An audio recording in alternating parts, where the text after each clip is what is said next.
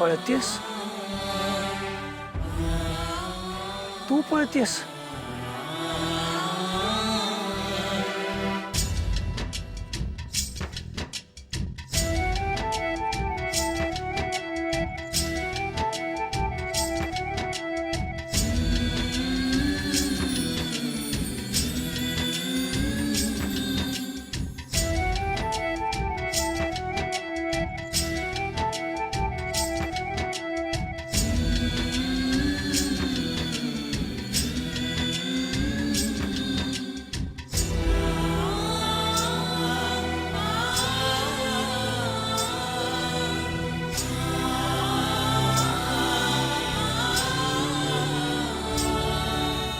Fighter आहेस ना तू कमी? अशी पळून जाणार आहेस? सोडून देणार सगळी स्वप्न? खूप मोठ्या मोठ्या गोष्टी करतेस ना ग तू? मी शिकून मोठी होणार आहे, मला खूप शिकायचंय, मला गावाकडे जाऊन शाळा कॉलेज बांधायचे, मुलींची स्वप्न पूर्ण करायची आहेत गावातल्या. काय झालं मग त्या सगळ्याचं? या एवढ्याशा कारणावरून हे सगळी स्वप्न सोडून देणार आहेस का तू? आणि काय सांगणार आहेस घरी जाऊन? आईला आबांना काय उत्तर देणार आहेस? गावातल्या प्रत्येक व्यक्तीला जी तुझ्याकडे आशेने बघते त्या व्यक्तीला काय सांगणार आहेस तू? हरले मी असं सांगणार आहेस? कमळी हरली आहे का? बोल. सर मी सगळ्यांना फसवलंय. तुम्हाला, तुमच्या आईला, अन्नपूर्णा आजींना सगळ्यांना फसवलंय. मी पाप केलंय. कमळी मला बाकीच्यांचं नाही माहिती, पण तू अन्नपूर्णा आजींची नात नाहीयेस हे मला आधीच माहिती होतं.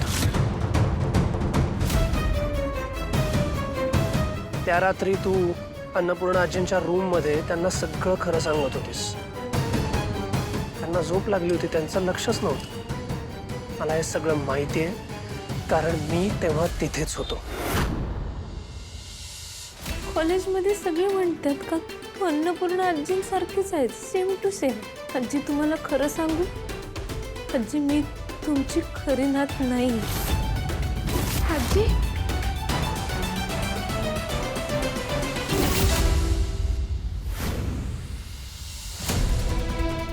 सगळं माहीत असून बी तुम्ही माझ्या संग साखरपुडा करायला तयार झाला? हो कमळी, मला अन्नपूर्णा आजींच्या नातीशी लग्न करायचंच नव्हतं. अन्नपूर्णा आजींच्या नातीवर नाही, तर कोल्हापुरातून आलेल्या ह्या अस्सल मराठमोळ्या कमळीवर प्रेम आहे माझं. ती तुझ्या गावासारखी आहेस कमळी, थोडी गोड, थोडी तिखट, मनाला येईल ते पटकन बोलून जाणारी, सहज जीव लावणारी. ओठावर तिखट जाळ हे शब्द असले ना तरी मनात माया असणारी. लोक म्हणत असतील बघा काय रांगडी आहे मुलगी, आलो गेलो करते, पण त्या रांगडेपणाच्या आड दडलेला हळवेपणा मी बघितलाय. हसतेस तेव्हा तुझा देखणेपणा बघितलाय मी. तुझं मन खूप मोठं आहे. अगं पाना फुलांवर, प्राण्यांवर खूप लोक प्रेम करतात. तू दगड मातीवर सुद्धा प्रेम करतेस. कमळी, अशी मुलगी कसं कोणाला बसवू शकते? कधीच नाही.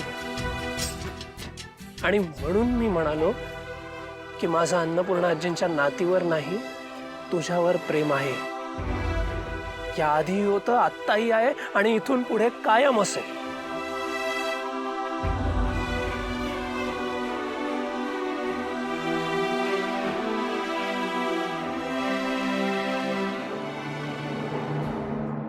सर मी फसवलंय सगळ्यांना.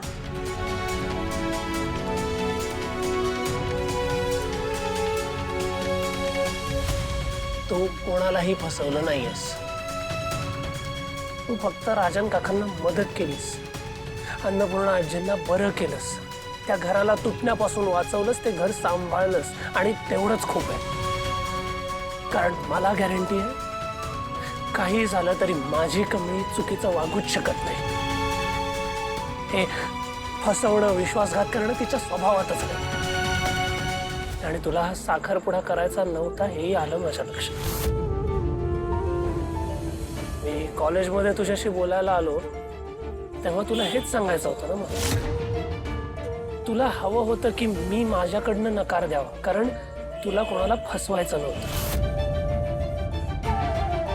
जस्ट की मी तेव्हा मला नाही तेव्हा रिअलाइज झालं ती गोष्ट.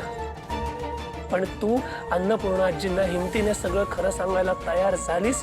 इथेच कळतं की तुला कोणालाही फसवायचं नव्हतं. पण एक गोष्ट मात्र नक्की,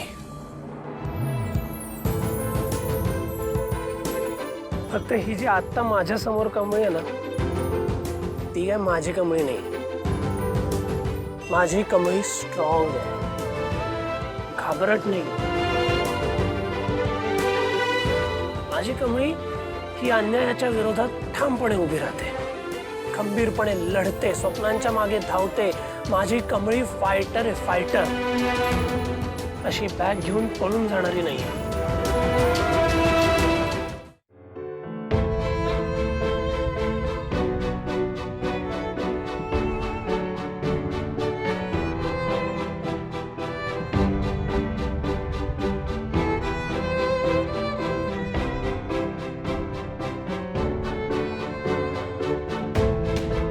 कमळी, जे झालं ते झालं, पण म्हणून आता तू तुझं स्वप्न सोडून देणार आहेस का? एक गोष्ट लक्षात ठेव, हे स्वप्न तुझ्या एकटीचं नाहीये, तुझ्या अख्ख्या गावाचं स्वप्न आहे. तुझ्या आईचं स्वप्न आहे, तुझ्या आबांचं स्वप्न आहे. आणि जोपर्यंत मी जिवंत आहे तोपर्यंत तुझ्या या स्वप्नांपासून तुला पळून जाऊ देणार नाहीये मी. कळलंय तुला?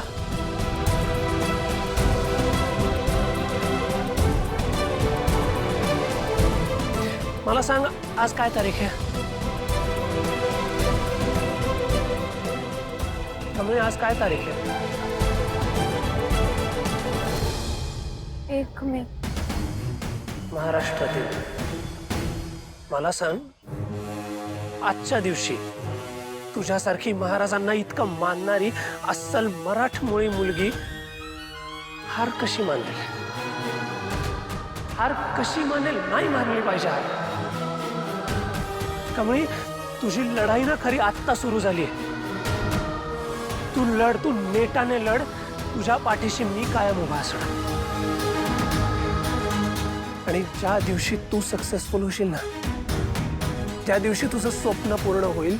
त्या दिवशी तुझ्या गावात त्या कॉलेजच्या इमारतीसमोर एका छोट्याशा कोपऱ्यात जोर जोरात तुझ्या जिद्दीसाठी, तुझ्या विजयासाठी मी टाळ्या वाजवताना तुला तिथे दिसेल. बिलीव्ह मी कमळी.